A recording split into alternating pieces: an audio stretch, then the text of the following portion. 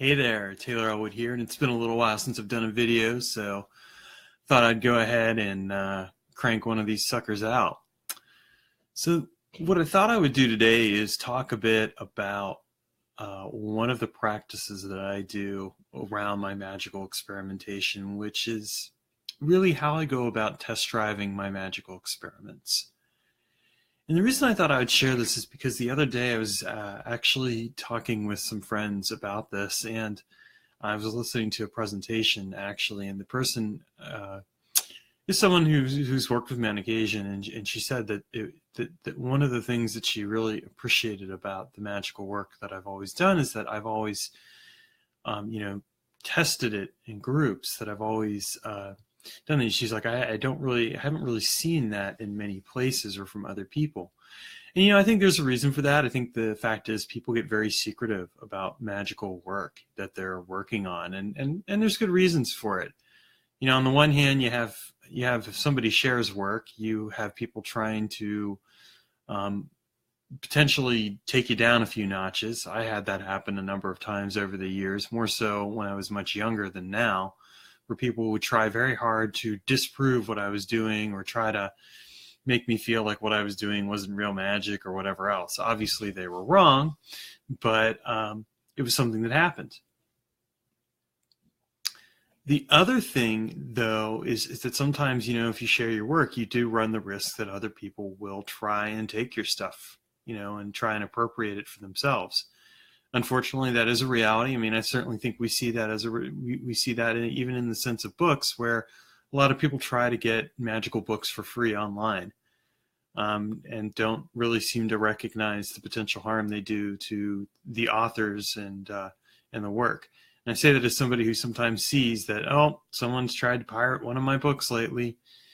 I don't particularly care for that because, well, frankly, the fact of the matter is, I've taken a lot of time to write those books, and I've put a lot of work and effort into it. I doubt, and when I write it, I want it to actually make, I don't expect to make a ton of money off my books. I never have, but I'd like to at least be compensated some way for the work.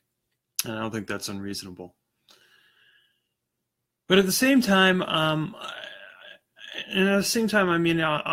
also say that just in sharing my magical work, that I've always been very careful about who I share it with.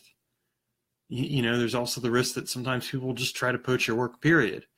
Other people who are doing magical work. I've had that happen on occasion where people have tried to claim that they had come up with something when in fact I'd come up with it.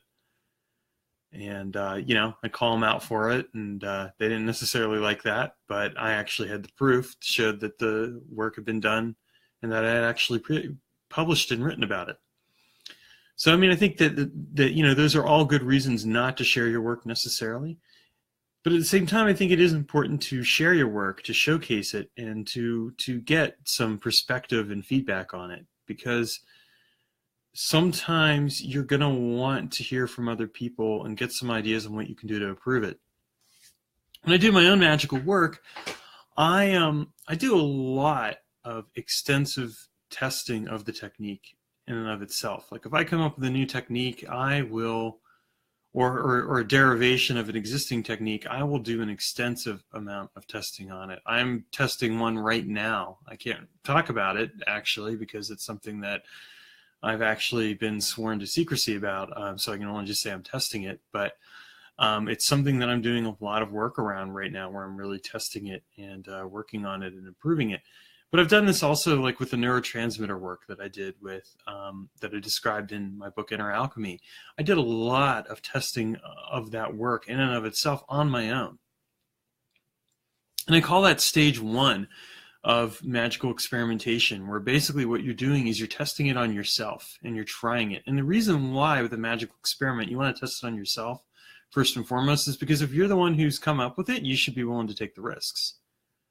You should be willing to do the work needed to refine the magical experiment that you're coming up with and to make sure that it really works before you share it with anyone else. But then, at a certain point when you've gotten it to where it's as good as it can get, you've experimented with extensively, you've noted that you've gotten, fairly consistent results or experiences or whatever you want to call it, Then you have what I call the most important next step, which is that you actually share your work with other people. And it's not with everybody, it's with a small group of people, and you ask those people to test drive those techniques as well.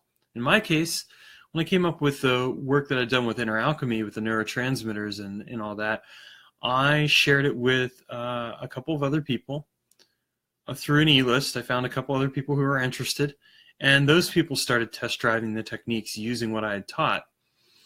And they experimented with it, and they shared feedback with me. And in return, I promised them that I would make sure that they were referenced, for their work. And I did reference them. In fact, I actually had an essay by one of the people in Inner Alchemy.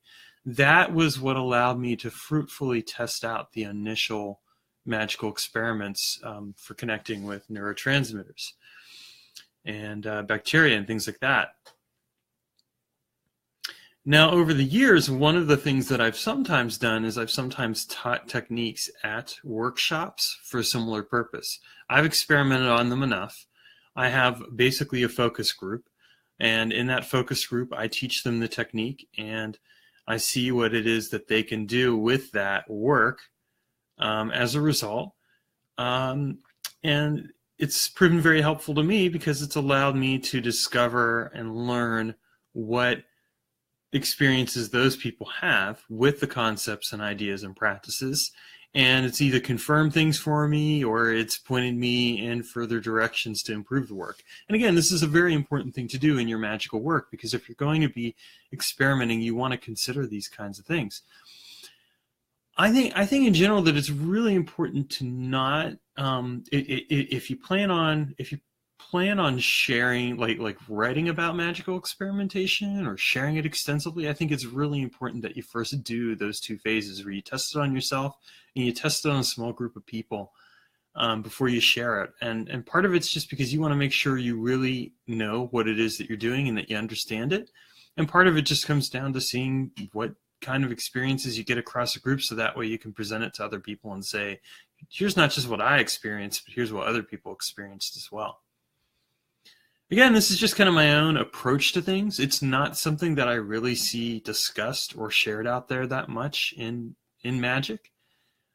I don't know that most people really approach things that way. But I think that if any work that you're going to do, it's worthwhile to take that kind of approach. It's a careful, scaled approach that allows you to thoroughly understand what you're doing and share it with other people as a result in a manner that's safe for them, and at the same time allows you to really explore what it is that you've been experimenting on and enhance your understanding.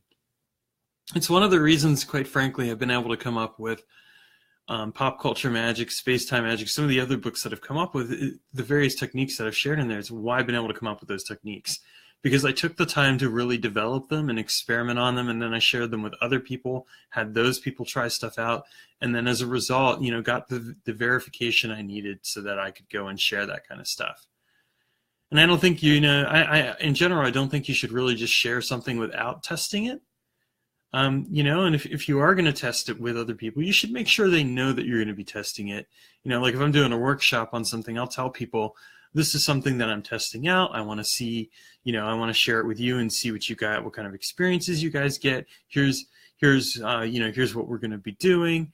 And so, they know what they're getting into. There's nothing that's unexpected. And that's really kind of the approach we want to take in general when it comes to magical experimentation, is make sure that people know what they're doing. But at the same time, test drive it. Really explore what it is that you're trying to do and understand it by testing it on yourself and testing it with other people, and then share it with people in general. That's kind of my approach to it. And I wanted to share that because it's something that I have never really talked about, so I thought it would be an interesting video to share tonight. So thank you for watching, and take care, and have a great evening.